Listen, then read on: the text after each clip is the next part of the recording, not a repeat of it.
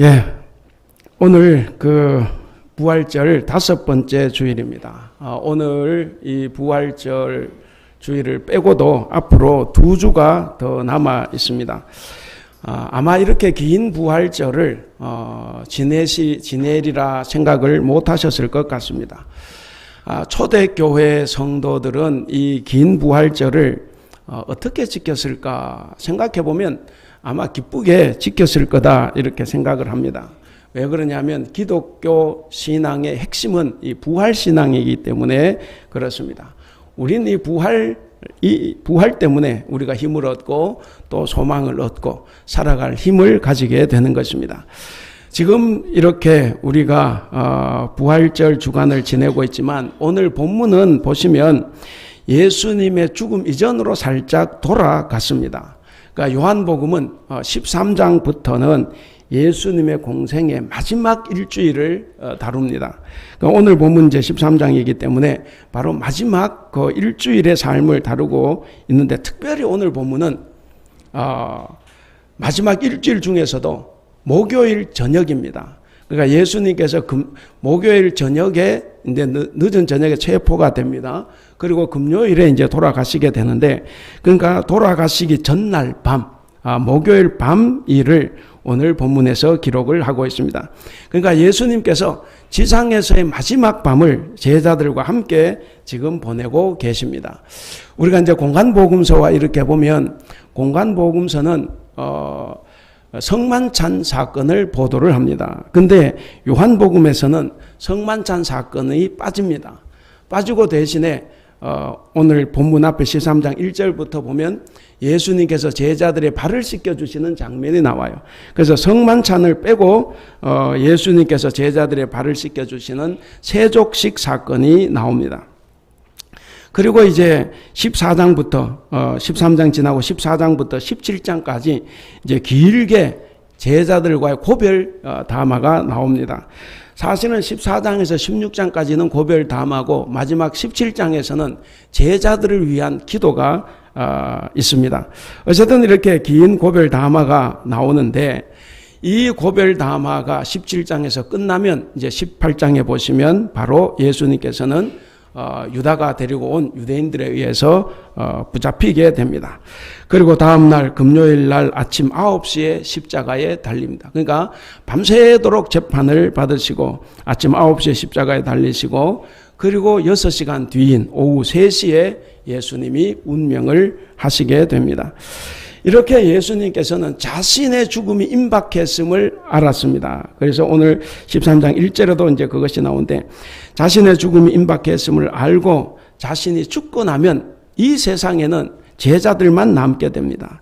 그래서 이 남겨진 제자들이 어떻게 살아야 되느냐 그 대화를 지금 하고 계십니다.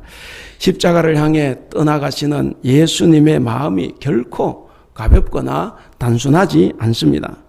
주님은 다가올 십자가를 영광스럽게 맞이하십니다. 주님은 영광스럽게 맞이하시지만 그러나 세상에 남겨질 이 제자들은 고난에 빠질 것입니다. 그래서 주님은 이 남겨지는 이 제자들이 너무 애틋했습니다. 그래서 그들에게 뭔가 남기실 말씀이 있었습니다. 33절에 보시면 작은 자들아 내가 아직 너희와 함께 있겠노라 라는 말씀이 있습니다. 예수님은 자신이 조금 후에 이제 잡히고 돌아가시면 이제 이 제자들은 버려진 구하처럼 남게 될 것입니다. 그러면 이들이 상실감에 빠지고 위험에 빠지고 이런 제자들을 걱정하시면서 이제 자상하게 자기의 죽음을 대비하면서 이들에게 뭔가를 가르치고 계십니다. 예수님이 떠날 때 제자들은 분명히 충격을 받을 것이고 두려움이 매우 클 것입니다. 예수님께서 34절에 주신 말씀이 있습니다. 34절에 보시면 서로 사랑하라 이 말이 나와요. 그런데 오늘 본문에서 핵심은 바로 서로 사랑하라 라는 말씀입니다. 이 사랑하라는 말은 앞에 13장 1절부터 있었던 제자들의 발을 씻겨주시는 이 행위를 통해서 이미 말씀하셨어요. 그때 말씀하신 것을 지금 다시 간절한 간청의 형태로 제자들에게 다시 말씀을 해 주시는 것입니다. 이 사랑하라, 서로 사랑하라 라는 이 예수님의 명령은 군대식의 명령이 아니라는 겁니다. 발을 씻겨주시면서도 가르쳐 주셨지만 예수님께서는 제자들에게 바로 나와 같은 방식, 예수님과 같은 방식으로 사랑할 것에 대해서 다시 한번 간곡하게 부탁을 하시는 장면입니다. 요한복음이 언제 쓰여졌냐 하면 요한복음 4복음서 중에 가장 늦게 쓰여졌습니다. 85년에서 100년경에 쓰여졌다고 보는데, 그러면 예수님께서 부활 승천하시고 대충 한 60년 뒤에 이렇게 쓰여졌습니다. 그러니까 이 시기의 기독교는 유대교로부터의 핍박이 컸습니다. 그래서 핍박을 많이 받아서 극심한 고난에 처해 있을 때였습니다. 이런 상황에서 요한은 자신의 공동체에게 희망을 불어넣어줘야 할 어떤 막중한 책임이 그에게 있었습니다. 요한은 위기에 처한 자신의 공동체에게 무엇으로 격려를 할 것인가? 그 격려하는 가장 좋은 방법으로 자기 스승 예수님과 자기들, 그러니까 스승 예수님과 제자들이 이별했을 당시에 그 어려웠던 때를 기억을 떠올리는 것입니다. 그래서 그때 상황을 어떻게 무엇으로 극복했는지를 자기 공동체에게 지금 알려주고 있는 것입니다. 당시 예수님의 고별 담화는 결코 제자들의 듣기에 쉽지 않았습니다. 14장 1절을 보시면 예수님께서 하시는 말씀이 너희는 마음에 근심하지 말라, 이런 말씀을 하세요. 이것으로 봤을 때 제자들은 떠나시는 예수님 앞에서 아마 많이 당황스러웠을 거다, 그렇게 유추해 볼 수가 있습니다.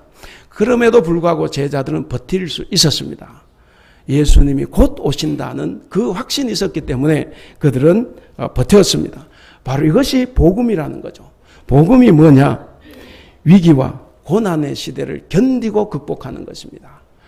우리의 신앙, 우리의 복음은 우리가 힘들고 어려울 때 그것을 이기고 극복할 수 있는 힘입니다. 예수님의 고별 설교와 그리고 예수님의 십자가의 죽음과 부활, 그리고 이 승천은 내외적으로 위기를 겪고 있는 이 요한시대, 요한의 공동체를 격려하고 결속할 수 있는 가장 중요한 어떤 단초가 됐다 하는 것입니다. 요한이 31절에서 이렇게 말합니다. 31절 같이 읽겠습니다. 31절 시작. 그가 나간 후에 예수께서 이르시되 지금 인자가 영광을 받았고 하나님도 인자로 말미암아 영광을 받으셨도다. 예, 지금 인자가 영광을 받았고 하나님도 인자로 말미암아 영광을 받으셨다, 이렇게 말씀하셨습니다. 여러분, 여기서 인자의 영광이 뭐겠습니까? 인자의 영광, 바로 그것은 예수님의 십자가입니다. 예수님의 십자가와 부활 그리고 승천, 이것을 말합니다.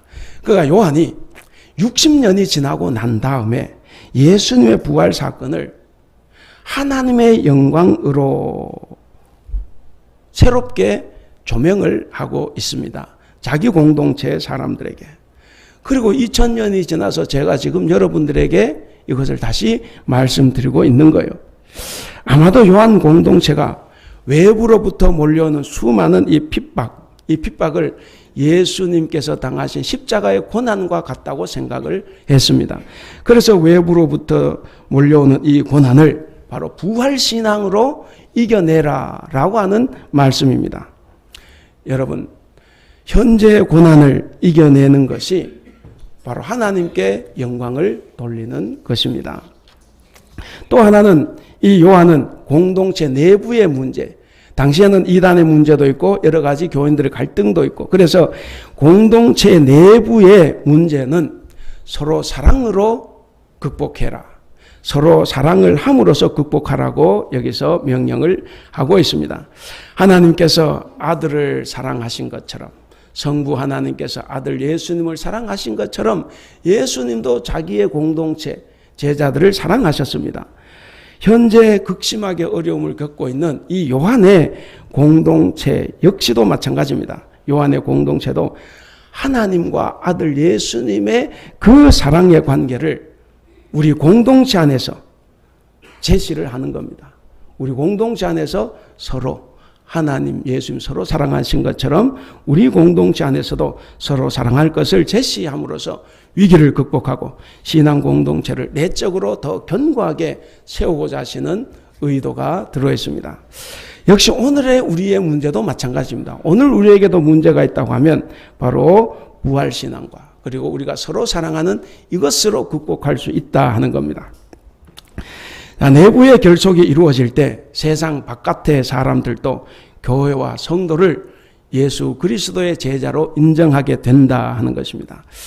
요한 공동체는 비록 지금 당장은 어려움이 많습니다. 고난이 많아요. 내외적으로 수많은 어려움에 처해 있더라도 그러나 부활의 주님을 바라보면서 외부의 핍박을 극복하고 동시에 내부의 결속을 위해서 서로 사랑할 것을 권면하고 있습니다. 앞에서 말씀드린 것처럼 오늘 본문은 예수님의 고별담화 14장부터 17장까지 길게 시작되는데 이 본문은 뭔가 고별담화를 위한 전환점이 되는 말씀입니다. 어떻게 보면 고별 설교의 시작 부분이다 그렇게도 볼 수 있습니다. 여러분 거기 보시면 예수님이 마지막 날 밤을 이렇게 사랑하시는 제자들과 함께 식사를 하는 자리인데 오늘 본문이 31절이죠. 30절에 보시면 유다의 행동이 나옵니다. 어떻습니까? 유다는 예수님으로부터 떡 한 조각을 받고 바로 바깥으로 뛰쳐나갔습니다. 그리고 오늘 31절 보시면 그가 나간 후에, 그러니까 유다가 나간 후의 이야기입니다. 자, 유다만 나간 게 아니에요. 유다만 예수님을 버리고 간 것이 아니라 오늘 말씀이 끝나면 36절부터는 다시 예수님께서 베드로가 나를 3번 부인할 것이다 라는 것을 예고를 하십니다.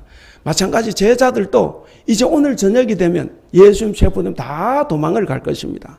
그러니까 이 말씀을 하기 직전에 도망갔고 이 말씀이 끝나면 다 도망을 갑니다.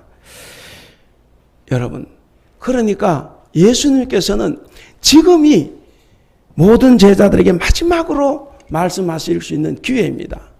이 기회가 지나가면 다시 이 기회는 오지 않습니다. 그래서 예수님은 정말 온 마음을 다해서 가르칩니다. 학생들에게 가르치듯 말하지 않습니다. 그의 삶에서 아주 절박했던 그 순간을 떠올리면서 예수님께서 그 절박했던 그 순간에 제자들을 뭐라고 이야기합니까? 33 작은 자들아 그랬는데 이 어린 자녀들아 이 말입니다. 이 절박한 순간에 아주 친밀하게 어린 자녀들아 하시면서 말씀을 해 주십니다. 거기 33절을 우리 한번 읽어볼까요? 33절 시작. 작은 자들아 내가 아직 잠시 너희와 함께 있겠노라. 너희가 나를 찾을 것이나 일찍이 내가 유대인들에게 너희는 내가 가는 곳에 올 수 없다고 말한 것과 같이 지금 너희에게도 이르노라. 지금 너희가 똑같이 내가 가는 곳에 너희가 올 수 없다는 거예요. 그러니까 내가 지금 하는 말을 들어라. 나는 곧 너희가 올 수 없는 곳으로 간다. 잠시 동안만이라도 내가 너희와 함께 있는 이 시간, 너희가 나와 함께 있는 이 시간이 대단히 중요하다고 지금 말씀하고 계십니다. 방금 말씀드린 대로 작은 자들아, 어린 자녀들아 하는 말인데 이 당시 어린 자녀들아 이 말은 자기의 제자들 혹은 자기 자녀들, 성도에 대한 애칭입니다. 이 호칭에는 예수님의 깊은 사랑이 들어 있습니다. 여러분 혹시 우리가 봤을지 모르겠습니다. 젊은 나이에 일찍 임종을 하는 아버지가 있다고 생각을 해보십시오. 사랑하는 자녀들한테 어떤 마음으로 말을 할까? 제가 대전 한남대학교에 있을 때 우리 안수집산 중에 젊은 분이 딸들, 당시 고등학교 다니는 딸들을 정말 사랑스러운 딸들이 그 딸들을 놔두고 이렇게 중국에 가서 간이식을 받았는데 좋았다 그랬는데 알고 보니까 전이가 돼가지고 돌아가셨어요. 그래서 마지막 죽는 순간에 자녀들하고 이렇게 같이 사진을 찍은 게 있어요. 그 아빠가 말은 못하고 글로 다 남겼더라고요. 그러니까 우리가 그런 것을 생각해 보면 정말 일찍 임종을 앞둔 아버지가 세상에 두고 가는 자녀들을 어떤 마음으로 대화를 하고 글을 쓸까 하는 겁니다. 바로 우리를 향한 예수님의 마음이 이처럼 사랑이 가득했다 하는 것입니다. 우리들 대부분도 또 이런 유사한 경험을 가지고 있을 수 있습니다. 사랑했지만 더 이상 함께 할 수 없는 관계. 사랑했지만 더 이상 이야기할 수 없는 관계. 그래서 마지막 대화했던 그 기억을 우리가 가지고 있다고 하면 한번 떠올려 보실 수가 있습니다. 그렇기 때문에 마지막 그 절박한 순간에, 그 짧은 순간의 대화는 정말 중요한 겁니다.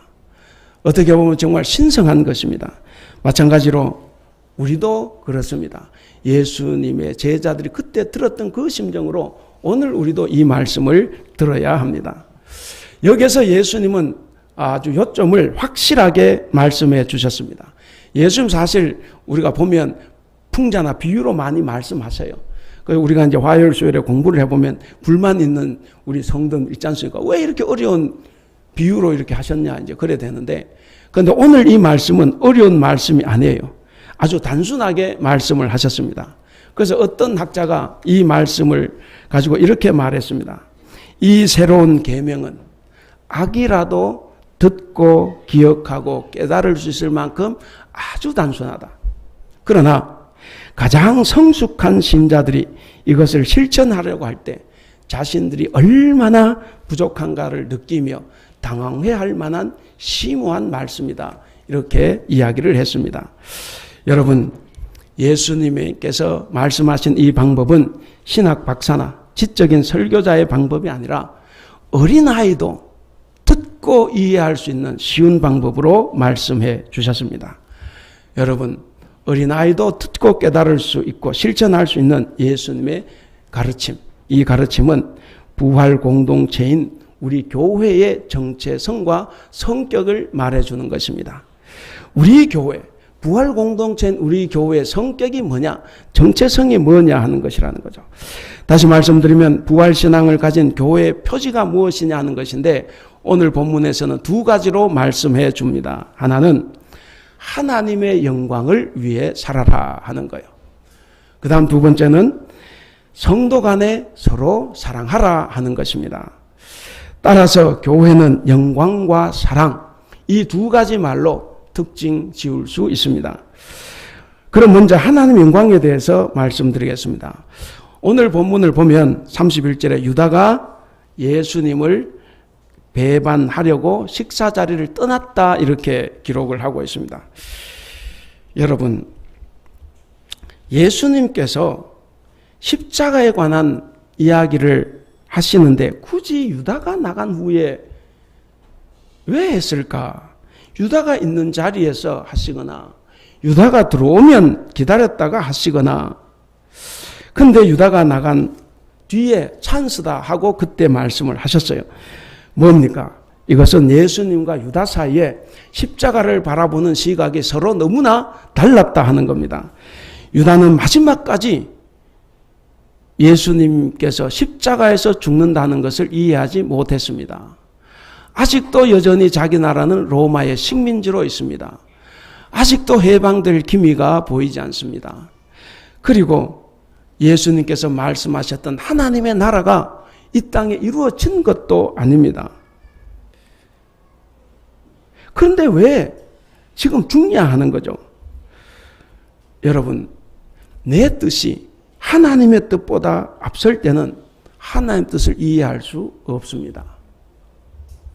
하나님의 뜻이 내 뜻보다 앞설 때 우리는 하나님의 영광을 위해서 하나님 뜻에 기꺼이 순종할 수 있습니다. 그래서 우리는 우리의 생각, 우리의 주장을 내려놔야 됩니다. 왜 못 내려놓습니까? 내 주장과 내 생각이 맞다고 생각하기 때문에 안 내려놓는 거예요. 근데 성경 말씀은 그 말이 맞고 합당하고 진리라고 해도 내려놓으라는 거예요. 그래야 우리가 서로 사랑할 수가 있습니다. 여기서 예수님은 유다를 굳이 설득하지 않습니다. 아마 오늘날 같았으면 예수님 아마 화 많이 났을지 몰라요. 그래도 예수님이지 않습니까? 떠난 사람 찾아와야지요. 수도 없이 이야기했을 것 같지만 예수님은 전혀 관심 갖지 않았습니다. 유다가 나가니까 주님께 속한 양들만 남았습니다. 이제 이 사람들은 주님의 말을 들을 수가 있고 그 말을 따르려고 하는 그 자세를 가지게 된 사람들입니다. 그래서 주님은 그들에게 십자가로 인한 소망을 지금 말씀해 주십니다. 우리 31절 아까 읽었죠? 거기 보시면 지금 인자가 영광을 받았고 하나님도 인자로 말미암아 영광을 받으셨도다 그렇게 이야기를 합니다. 안 읽은 것 같네. 31절 같이 읽겠습니다. 31절 시작. 그가 나간 후에 예수께서 이르시되 지금 인자가 영광을 받았고 하나님도 인자로 말미암아 영광을 받으셨도다. 자, 여기서 영광이 앞문장에 나오고 뒷문장에 하나가 나옵니다. 근데 이 두 가지 영광의 의미는 다 다릅니다. 앞에 지금 인자가 영광을 받았고 라는 말씀은 영광은 뭡니까? 예수님이 십자가의 죽으심입니다. 십자가에서 죽는 것을 말하고, 그러니까 예수님께서는 십자가에 죽는 것을 하나님의 영광으로 생각을 했습니다. 그 다음 뒷부분 하나님도 인자로 말미암아 영광을 받으셨도다. 이건 뭡니까? 이 말은 예수님이 하나님의 뜻에 순종하셨기 때문에 하나님이 영광을 받으셨다 이 말입니다. 그러니까 예수님께서 십자가에 달려 돌아가시는 것, 이것은 바로 하나님의 뜻이라는 거예요. 그 하나님의 뜻을 순종했다는 것입니다. 그는 그 하나님의 뜻을 존중했다고 말합니다. 예수님의 순종으로 자신만 영광을 얻은 것이 아니라 하나님도 영광을 얻으셨다라고 말씀하고 있습니다. 이처럼 우리가 하나님의 영광, 하나님의 말씀에 순종을 해야 하나님이 영광을 얻습니다. 우리가 하나님의 말씀에 순종하지 않으면 우리는 하나님의 영광을 가리는 자들이 됩니다. 그래서 예수님이 먼저 자진해서 하나님의 뜻에 순종하셨고, 그를 믿는 우리도 예수님을 본받아서 하나님의 뜻에 순종해야 됩니다. 그럴 때 하나님께서 영광을 받으십니다. 예수님은 이처럼 배신의 아픔 속에서도 다가올 십자를 영광스럽게 맞이하고 계십니다. 죄 없는 죽음도 다 순종했습니다. 억울해하지 않았습니다. 제자들의 배신도 다 받아들였습니다. 예수님은 십자가의 길을 가는 것이 하나님의 영광을 드러낸다고 그는 확신하셨습니다. 그리고 그 십자가의 길을 가면 결국 하나님께서 자신을 영광스럽게도 해주신다고 그는 확신을 했습니다. 그래서 32절에 이렇게 말씀합니다. 32절 같이 읽겠습니다. 시작. 만일 하나님이 그로 말미암아 영광을 받으셨으면 하나님도 자기로 말미암아 그에게 영광을 주시리니 곧 주시리라. 이것을 표준 세번역으로 읽으면 이렇습니다. 하나님께서 인자로 말미암아 영광을 받으셨으면 하나님께서도 몸소 인자를 영광되게 하실 것이다. 이제 곧 그렇게 하실 것이다. 여러분, 31절에서 유다가 떠난 그 시간, 그건 배신의 시간이에요. 그러나 배신의 시간이었지만 예수님께서는 이제 자신의 영광을 드러내는 그 시간이 됩니다. 사랑하는 성도 여러분, 우리는 하나님의 말씀에 순종함으로써 주님의 영광을 드러낼 수 있어야 합니다. 그 다음으로 서로 사랑하라라는 것에 대해서 말씀을 드리겠습니다. 오늘 이 본문을 읽어보고 17장까지 읽어보면 제자들을 두고 떠나는 스승의 마음이 대단히 애틋합니다. 자신은 영광의 길을 가지만 남는 제자들은 고난에 처할 것이라는 거죠. 그것을 알고 계십니다. 이제 거친 파도를 헤쳐나가야만 하는 이 제자들 때문에 그의 마음은 애틋합니다. 유다가 떠나간 그 시간이 이제 제자들에게는 불안과 외로움이 시작되는 시간이기도 합니다. 유다가 나가지 않으면 예수님의 죽음이 조금 더 늦춰질 수 있어요. 그런데 베란간에 유다가 나갔기 때문에 이제 곧 예수님이 잡힙니다. 그래서 예수님께서는 제자들을 애처롭게 바라보시면서 말씀을 하십니다.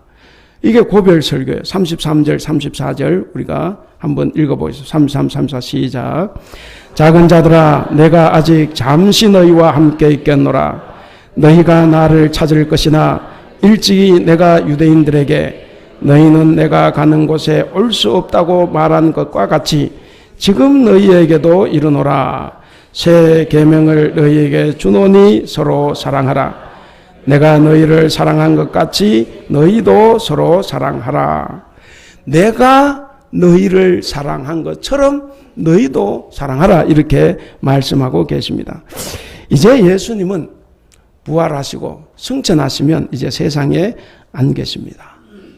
예수님은 세상에 안 계시고 땅에 남은 제자들, 이 제자들은 제자로서의 삶을 살아가야 됩니다.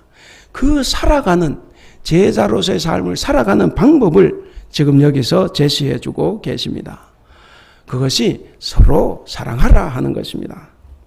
예수님이야말로 우리가 실천해야 될 이웃사랑의 기준입니다. 그러므로 성도가 실천해야 될 사랑의 척도는 뭡니까? 예수님이에요. 예수님께서 우리를 사랑하신 바로 그 질과 그 분량과 그리고 그 방법입니다. 그것은 우리가 예수님을 다시 사랑하는 게 아니에요. 제가 늘 말씀드리지만 예수님이 우리를 사랑하셨으니까 나도 예수님을 사랑하겠다. 예수님께서 우리의 발을 씻겨주셨으니까 나도 예수님 발을 씻겨드려야 되겠다.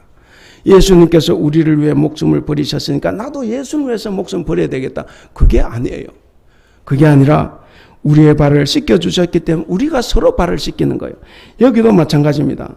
바로 제자로 살아가는 삶, 예수님이 기준인데 우리가 다시 예수님을 사랑하는 것이 아니라 뭡니까? 예수님처럼 너희도 우리도 너희끼리 우리끼리 서로 사랑하라라는 것입니다. 요한복음에서 예수님께서 사랑하신 방식은 거창한 인류 사랑이 아닙니다. 보이지도 않는 사람들에 대한 어떤 막연한 형식적인 사랑도 아닙니다. 늘 지금 여러분 곁에 앉아있는 사람을 사랑하라는 거예요. 요한 1서도 마찬가지였지 않습니까? 여러분 곁에 있는 사람 한번 보세요. 사랑할 만합니까? 예, 여러분 사랑할 만하면 다행이지만 사랑할 만한 사람 사랑하는 건 별 의미 없어요. 근데 혹시 내 옆에 사람이 사랑할 만하지 않아. 그러면 그 사람은 하나님께서 여러분에게 보내주신 천사입니다. 그 사람을 사랑해야 돼요. 그 사람을 사랑해야 우리는 예수님 보여주신 삶을 살아가는 것입니다. 예수님은 항상 지금 곁에 앉아있고 늘 만나고 계시는 그 한 사람을 사랑하시는 거예요. 그가 안전병이든 중풍병자든 귀신 들린 사람이든 죄인이든 보잘것없는 여인이든 다 관계없습니다. 예수님은 당신이 만나시는 그 사람을 사랑하셨습니다. 예수님은 당신 앞에 있는 그 한 사람을 사랑하심으로써 인류를 사랑하신 거예요. 반대로 우리는 인류를 사랑하다가 아무도 사랑을 못하고 죽을 수 있어요. 우리는 그렇게 하면 안 됩니다. 35절 우리 같이 한번 읽어보겠습니다. 35절 시작. 너희가 서로 사랑하면 이로써 모든 사람이 너희가 내 제자인 줄 알리라. 제자들이 서로 사랑할 때 제자들을 통해서 예수님의 십자가 사랑이 드러난다고 말씀합니다. 바로 우리가 제자들이 자기들끼리 우리끼리 서로 사랑할 때 그 사람이 예수님의 제자라고 하십니다. 여러분 사랑은 이론도 아니고 무슨 개념도 아닙니다. 사랑은 행동입니다. 사랑은 실천입니다. 행동이 따르지 않는 사랑은 그냥 궤변입니다. 그냥 말장난이에요. 우리가 하나님께 기도할 때도 이웃 사랑을 말할 수가 있고 인류 사랑을 말할 수가 있습니다. 그런데 행동하지 않으면 우리는 하나님 앞에서 말장난하고 하나님 앞에서 궤변을 늘어놓은 것밖에는 안 됩니다. 그렇기 때문에 우리는 기도하고 나면 우리가 무진장 열심히 살아야 됩니다. 그렇지 않으면 기도하는 것이 죄를 더해가는 일이 되고 맙니다. 우리가 불신세계에서 예수님의 제자로서의 모습을 확실하게 각인시켜주는 방법이 뭡니까? 바로 예수님께서 보여주셨던 기준대로 우리 역시도 사랑을 행하는 것입니다. 여러분, 우리는 다 예수님의 제자들입니다. 그래서 오늘 읽은 35절 말씀대로 너희가 서로 사랑하면 이로써 모든 사람이 너희가 내 제자인 줄 알리라. 여러분, 여기에 서로 사랑 나오는데 이 서로 사랑이 예수님의 제자됨을, 그가 참 그리스도인임을 만민에게 증거하는 결정적인 비결이다 하는 겁니다. 그렇기 때문에 우리는 우리 간에, 여러분들 간에 서로 사랑해야 합니다. 본문에서 강조하는 사랑의 대상은 결코 외부의 사람이 아닙니다. 저 이웃교회 성도가 아니에요. 여러분 집 옆에 있는 그 이웃이 아닙니다. 바로 같은 교회 공동체 안에 있는 우리들입니다. 물론 하나님의 사랑은 외부 사랑, 외부의 사람을 사랑하고 온 인류를 사랑하는 건 맞아요. 원수까지 사랑하는 게 맞습니다. 그게 하나님 뜻이지만, 그러나 오늘 본문에서는 그것을 이야기하는 것이 아닙니다. 오늘 본문에서는 우리 교회에서 함께 신앙생활하고 있는 동료 성도들 사이에서 나누는 서로 사랑이라 하는 것입니다. 여러분, 교회에 왜 분란이 일어납니까? 한국에 가면 교회 분란 정말 많이 일어나요. 왜 분란이 일어납니까? 서로 사랑하지 못하기 때문에 그렇습니다. 그 분란을 보는 세상 사람들이 그 교회를 교회로 인정하겠습니까? 그런 성도를 성도라고 인정하겠습니까? 그러나 우리가 서로 사랑하면 모든 사람으로부터 그리스도의 제자됨을 인정받는다 하는 것입니다. 세상 사람들이 우리를 그리스도의 제자, 참 성도로 인정하는 것은 우리의 말에 있지 않습니다. 우리의 어떤 논리정연한 주장에 있는 것이 아닙니다. 우리의 삶을 바라보는 그들의 눈과 그들의 판단입니다. 저들은 우리를 유심히 관찰합니다. 안 보는 것 같아도, 무심한 것 같아도 불신자들은 신앙인의 삶, 그리스도인의 삶을 다 관찰합니다. 제가 처음 여기 왔을 때 한인들 모임에 가면 보는 눈이 살짝 좀 안 좋았어요. 그래서 좀 이렇게 부담스러웠던 점이 많았습니다. 그거는 저의 잘못이고 우리의 잘못입니다. 뭔가 교회가 사람들한테 제대로 우리는 아무리 잘 믿었다고 해도 그러나 세상 사람들이 그렇게 볼 때는 우리에게 문제가 있는 것이에요. 그 사람들에게 문제를 돌릴 수가 없습니다. 그러나 시간이 지나면서 이렇게 좀 좋아져요. 그래서 요즘에는 간혹 가면 저보고 이렇게 안 믿는 사람, 목사니까 인사하는 사람도 생겼어요. 전에는 그런 사람 없었는데, 그게 누구 도움입니까? 여러분들의 도움이에요. 여러분들이 밖에 나가서 그리스도인으로서 살아가고 있기 때문에 사람들이 그렇게 생각을 해주는 겁니다. 그래서 제가 칭찬 받을 때도 있어요. 감사합니다. 우리는 그렇게 살아가야 됩니다. 그래야 세상 사람들 우리를 그리스도인으로 인정하고 정말 예수님의 제자다 할 것 아닙니까? 결코 그들의 인정은 우리의 말과 화려한 주장에 있지 않습니다.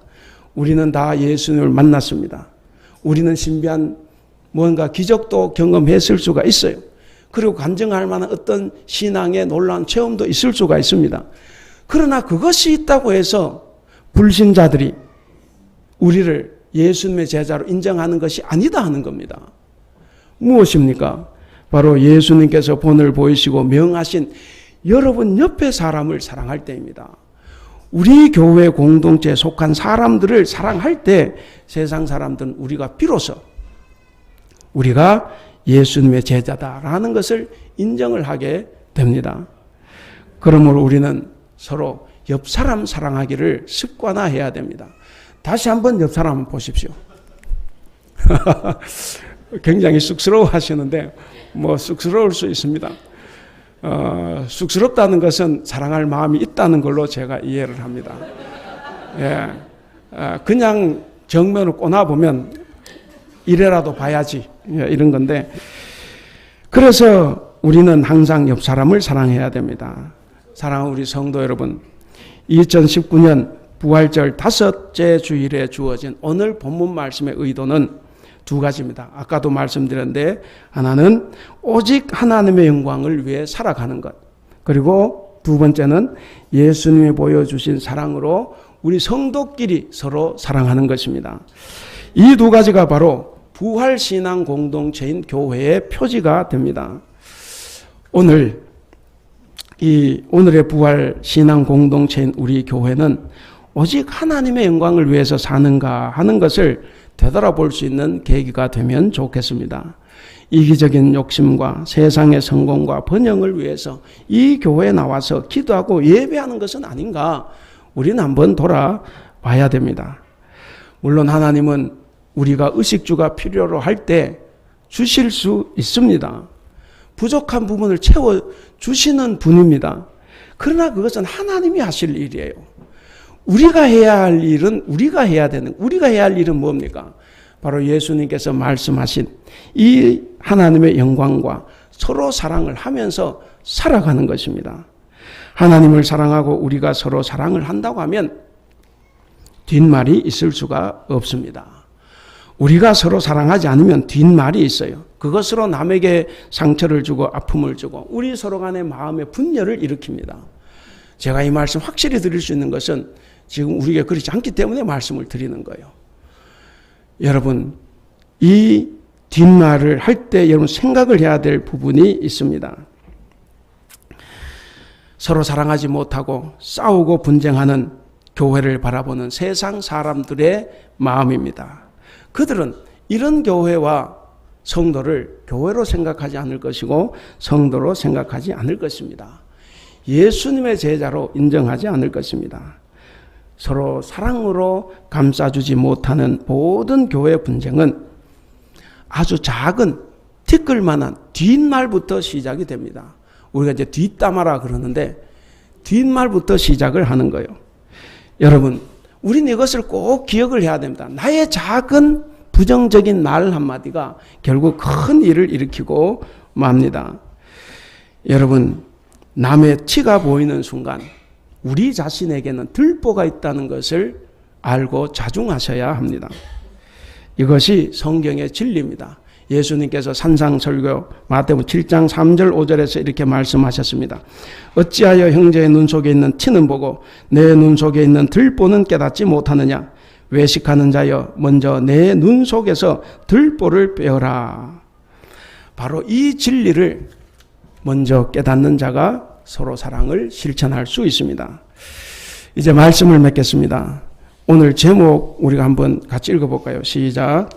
그리스도인 부활을 살아내는 사람.